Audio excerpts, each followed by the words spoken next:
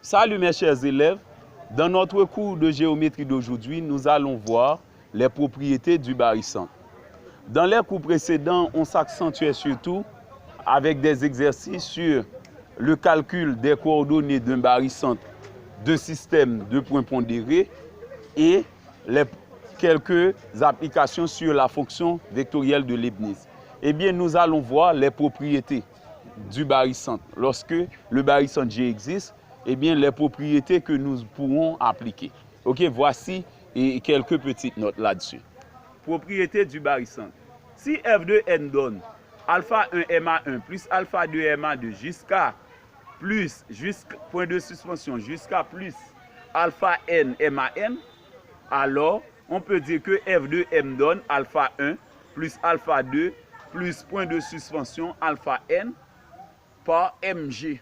Ok, donc, où G représente le barycentre du système de points pondérés A1 alpha 1, A2 alpha 2 jusqu'à alpha AN alpha N. Ok, donc cela veut dire qu'on va avoir assurément alpha 1 plus alpha 2 plus point de suspension alpha N différent de 0. On a appris ça suivant la fonction vectorielle de Leibniz.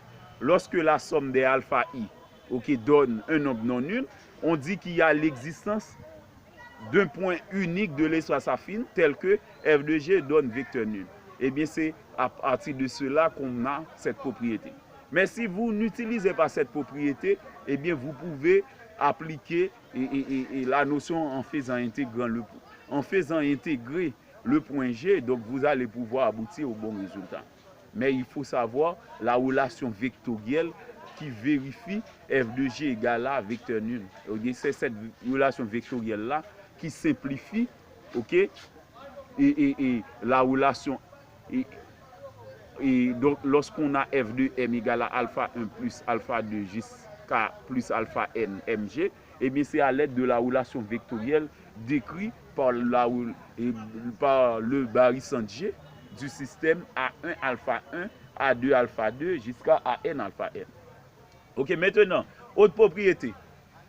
Si on a barycentre, un point qui est le barycentre de A1 alpha 1, A2 alpha 2 jusqu'à AN alpha n, eh bien, on dit que les coordonnées du barycentre de ce système, ok,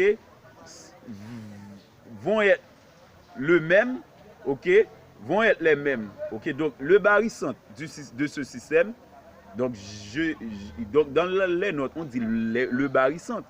Donc, on dit est le même. Mais si je dis les coordonnées du barycentre de ce système sont les mêmes, ok, que les coordonnées du barycentre de ce système, ok.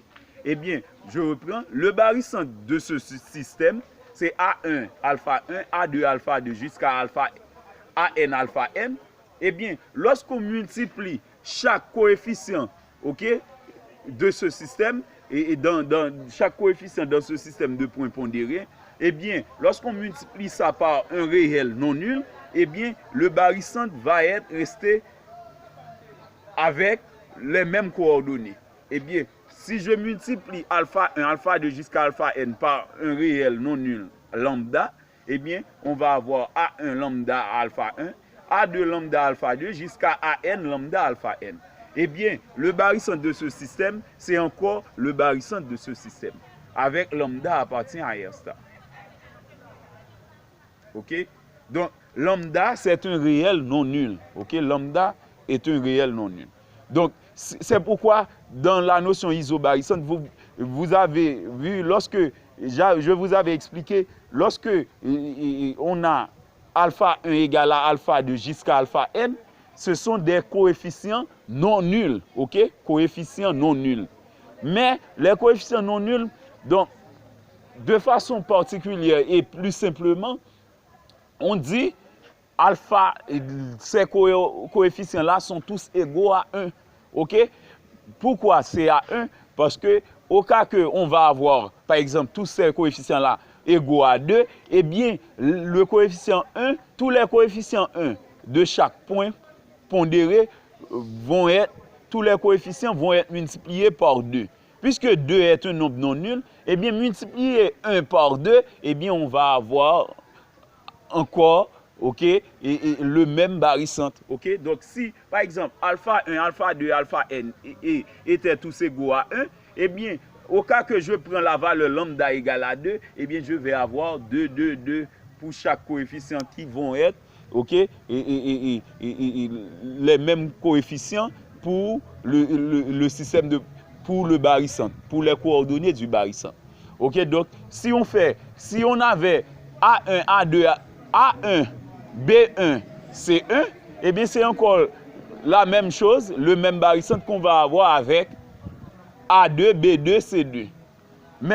Même barycentre A3, B3, C3.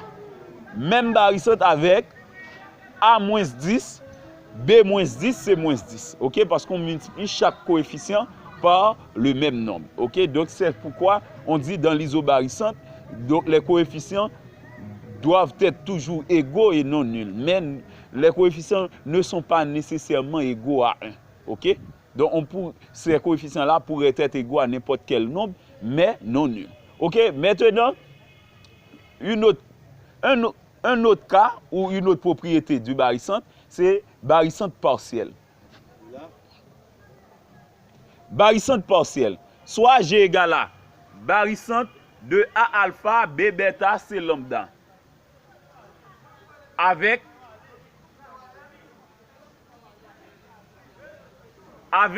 alpha plus bêta plus lambda différent de 0. Ok? Si G est le barycentre de A alpha, B bêta, C lambda, eh bien normalement, alpha plus bêta plus lambda doit être différent de 0. Ça, c'est une propriété. Maintenant, si lorsqu'on fait à nouveau alpha plus bêta, on remarque que alpha plus bêta est aussi différent de 0.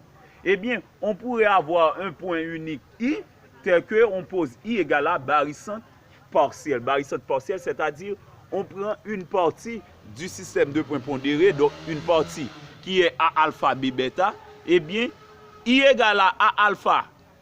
Ok, I est le barycentre partiel, ok, du système de points pondérés A alpha B bêta, parce que alpha plus bêta est différent de 0.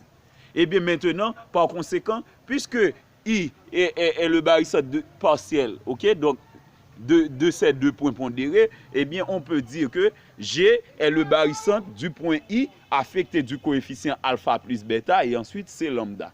Puisque avec I il remplace les deux points A et B, eh bien on fait la somme des coefficients et des coefficients de A et de B respectivement, qui donne alpha plus bêta, eh bien I est affecté de alpha plus bêta, c'est lambda. Ok, donc parfois on pourrait démontrer ça, mais je vous donne les propriétés. Maintenant, nous allons résoudre un exercice, vous allez voir ça. Donc on va démontrer ça avec un exercice de façon particulière. Ok, voici l'exercice d'application.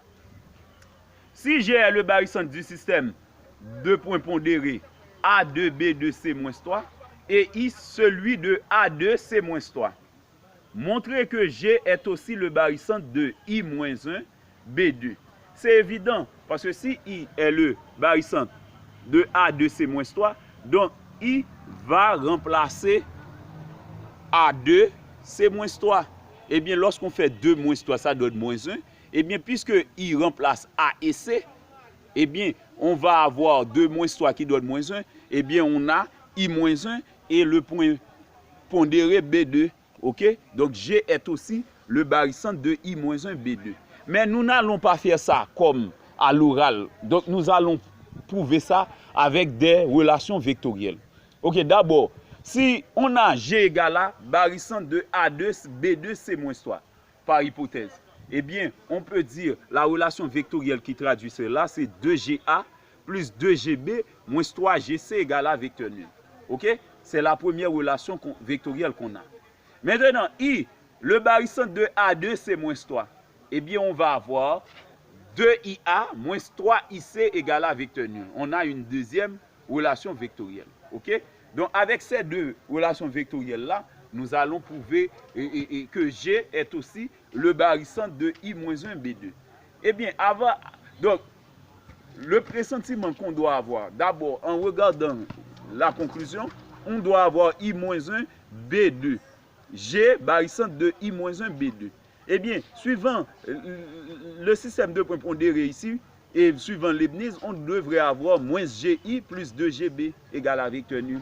Moins GI plus 2GB égale à vecteur nul. Puisque moins 1 plus 2 donne 1, qui donne un nombre non nul, eh bien le barycentre G existe. Dans ce cas, on va avoir moins GI plus 2GB. Eh bien, c'est ce que nous allons trouver pour prouver que J pour trouver que G est le barycentre de I-1B2. Eh bien, alors, nous utilisons la première relation que nous venons d'écrire tout à l'heure. Eh bien, nous utilisons cette relation. Puisque l'objectif, c'est avoir moins GI plus 2GB. Et de plus, on a IA, 2IA moins 3IC. Eh bien, on doit intégrer le point I dans GA pour avoir IA. On doit intégrer le point I dans GC pour avoir IC. Ok? On fait ça suivant l'axiome de Charles par réciprocité, ok, de l'axiome de Charles. Eh bien, on a 2GA, c'est 2 facteurs de GI plus IA, ok, suivant l'axiome de Charles. Et on décompose GC également, c'est moins 3 facteur de, moins 3 GC, c'est moins 3 facteur de GI plus IC. Et mais à présent, on chasse les parenthèses. C'est 2GI plus 2IA, plus 2GB, moins 3GI, moins 3IC égale à vecteur nul. Maintenant, on fait une réduction. 2GI, moins 3GI donne moins GI. Ensuite, plus 2GB, 2IA, moins 3IC, et bien, on conserve ça. Vous voyez, on a moins GI, plus 2GB, ok, plus 2GB, plus 2IA, moins 3IC.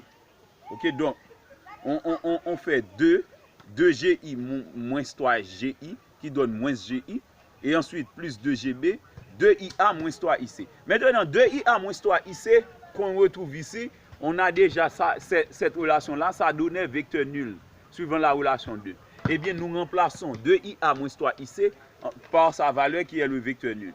Eh bien, moins GI plus 2GE plus 2GB plus vecteur nul donne vecteur nul. Puisque vecteur nul est neutre pour l'addition vectorielle, eh bien, on a moins GI plus 2GB égale à vecteur nul. Eh bien, puisque lorsqu'on fait le coefficient de GI ici qui est moins 1, celui de GB qui est 2, ça donne moins 1 plus 2. En faisant la somme de ces coefficients-là, ça donne 1.